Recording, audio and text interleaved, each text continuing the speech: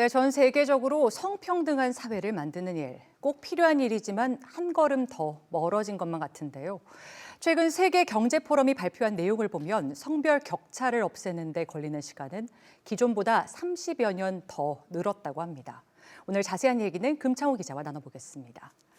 자, 금 기자, 성평등한 사회로 나아가는 일, 참 멀고 어렵게만 느껴지는 것 같아요.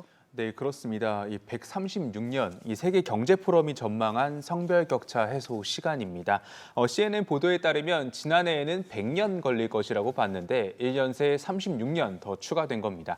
특히 성별 경제력 격차가 해소되려면 268년이 걸릴 정도로 더 심했는데요. 코로나19가 문제 해결을 더 어렵게 만들 수 있다는 분석도 있습니다. 이 디지털화와 자동화 등으로 노동력이 쉽게 대체되는 일자리에 근무하는 여성이 많기 때문입니다. 네. 지난해 유엔은 팬데믹 여파로 4,700만 명 이상의 여성들이 빈곤층이 될 수 있다는 우려를 제기했는데요. 이런 우려가 이번 보고서를 통해서도 확인된 거라고 CNN은 분석했습니다. 네, 세계적으로 좀 의식 변화를 위해서도 노력이 더 많이 필요할 것 같습니다. 최근에 저희가 뉴스에서 영국 사립학교의 성폭력 문화, 성폭력 관련해서 스쿨미투 폭로가 이어지고 있다. 이런 보도를 계속 드렸었는데 그동안 영국 정부의 대처가 문제를 키웠다, 안일했다 이런 지적도 이어지고 있죠. 네, 그렇습니다. 이 영국 가디언즈의 단독 보도입니다. 이 보도에 따르면 이 교육부는 사립학교를 제대로 감사할 수 있게 시스템을 만들어달라는 요청을 수차례 거절했습니다.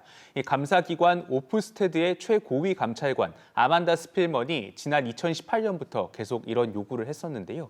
이 사립학교를 감찰하는 감찰기관 ISI가 감찰하는 학교 1,250여 곳은 이 오프스테드에 여기를 조사할 권한이 없기 때문입니다. 네. 이런 학교에는 최근 에브리원스 인바이티드에서 성폭력 문제가 폭로된 웨스트민스터 스쿨 등이 포함돼 있습니다.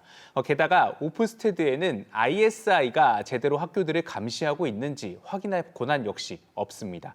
이 스필먼은 사립학교 문제를 파악하고 대처할 수 있을 정도로 시스템이 구축되지 않았다면서 적어도 불시 현장 감찰 권한은 있어야 한다고 요구했습니다.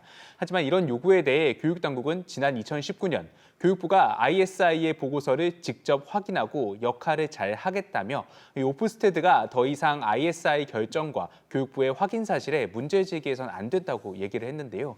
그런데 사립학교 성폭력 문제가 수년간 묻혀 있던 걸 보면 영국 교육부의 조치들을 다시 점검해 봐야 될 것으로 보입니다. 네, 오랜 시간 은폐된 일들이 어렵게 수면 위로 떠오른 만큼 좀 정부의 적극적인 대처가 보였으면 좋겠습니다.